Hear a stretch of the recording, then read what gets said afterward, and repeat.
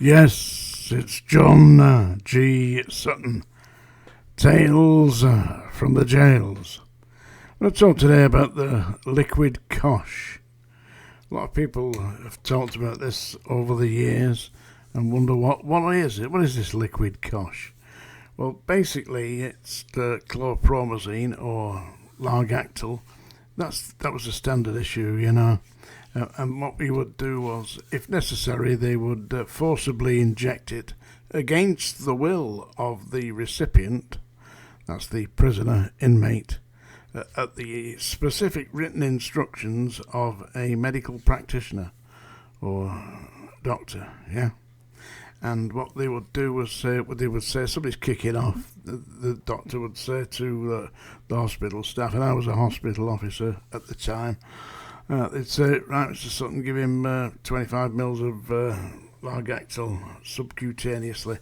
So what you do is subcutaneously, you draw up the syringe full of chlorpromazine or Largactil, whatever it was, and they get a couple of big boys to hold him down, and you inject it into the upper outer quadrant of the gluteus maximus, which is a technical term for the backside.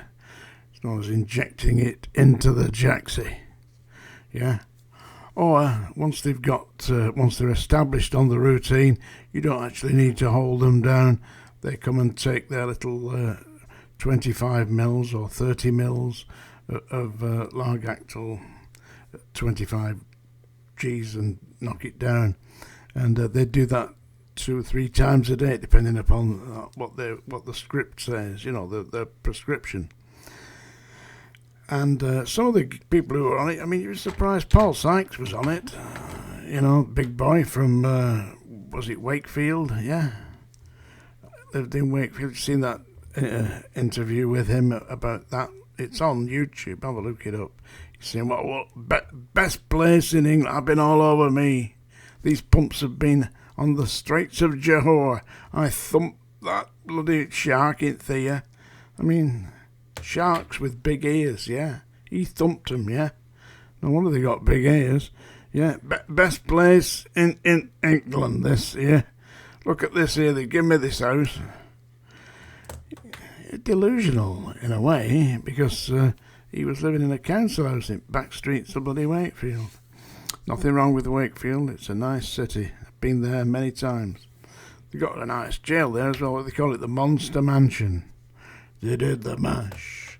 They did the monster mash.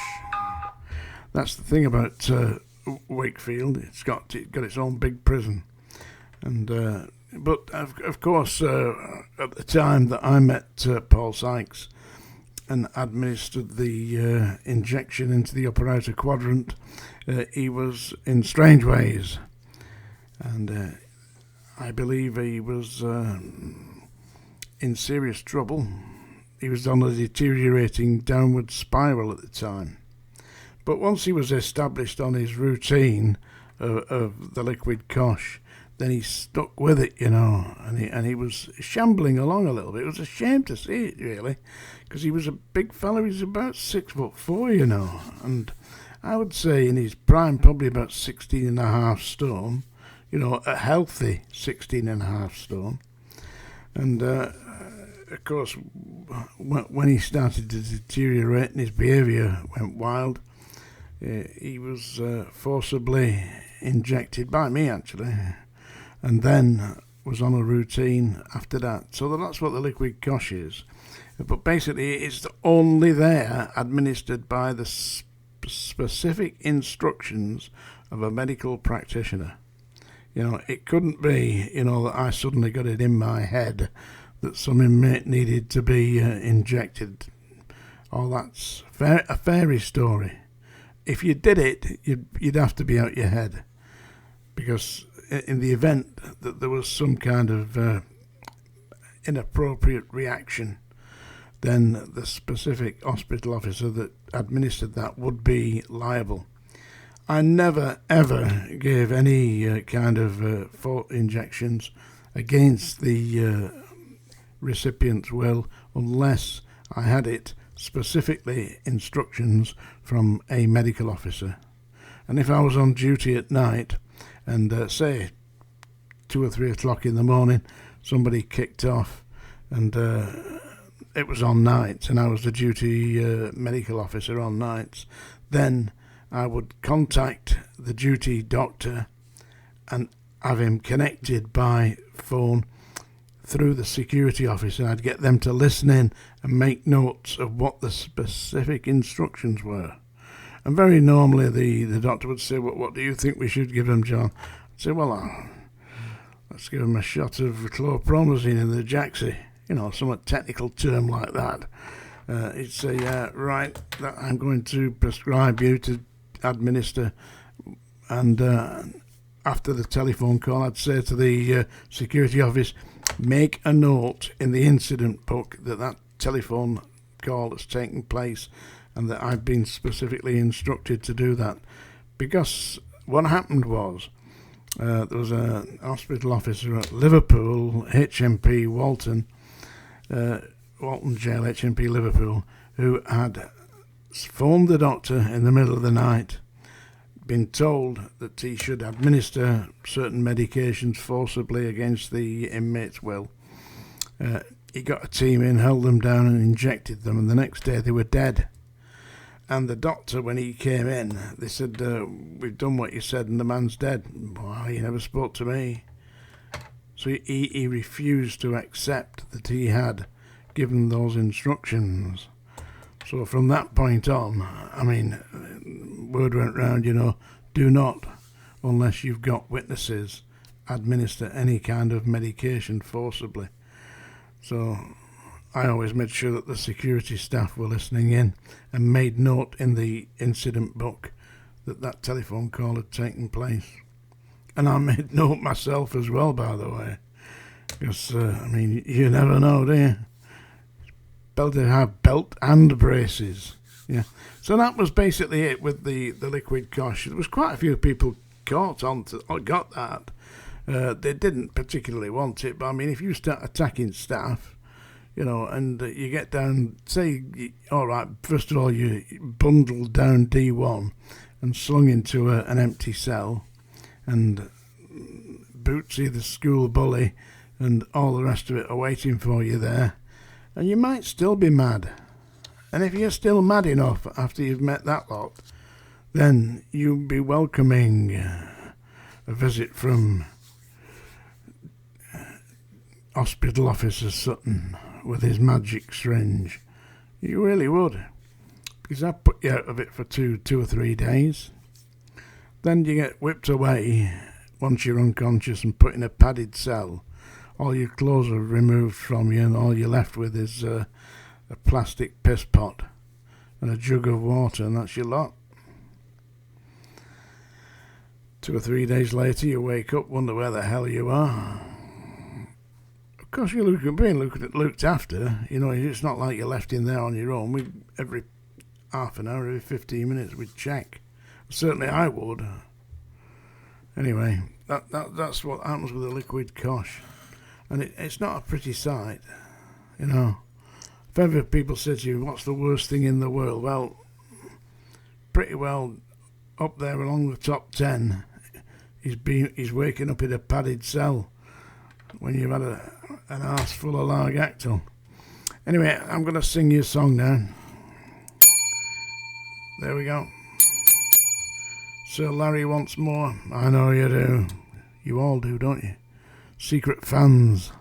I know you don't want to admit it, folks. Hey, and by the way, we've got to get a plug-in for the book. Hope you've bought it.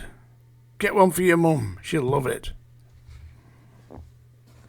Here we go. I'm going to sing you a song now.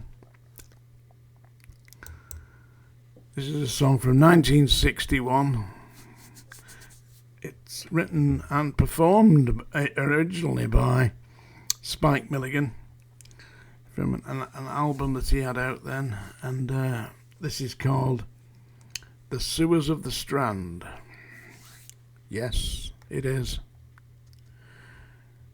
I can understand your feelings, because I'm about to sing Sideways through the sewers of the Strand on a Sunday afternoon.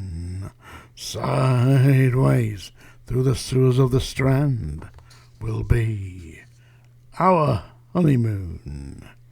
Ankle deep in sludge, dear, we'll walk hand in hand.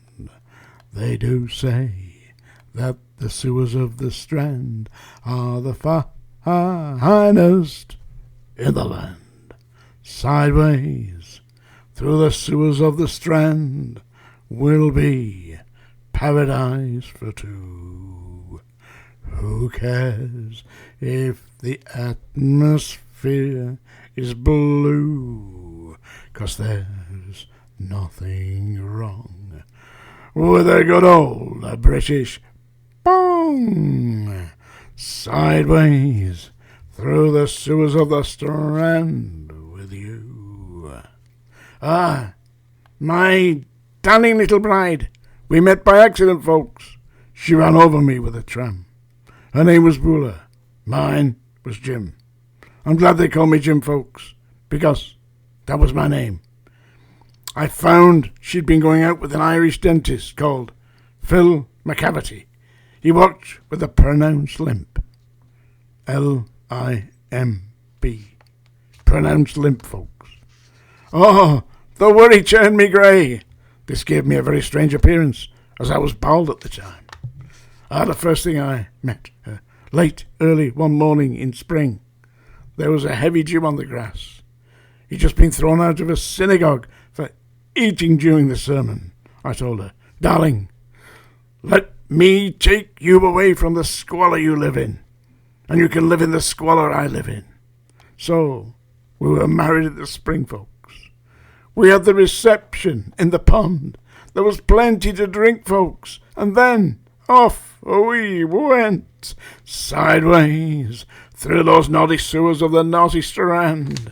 It was paradise for two. Not one, but two, folks.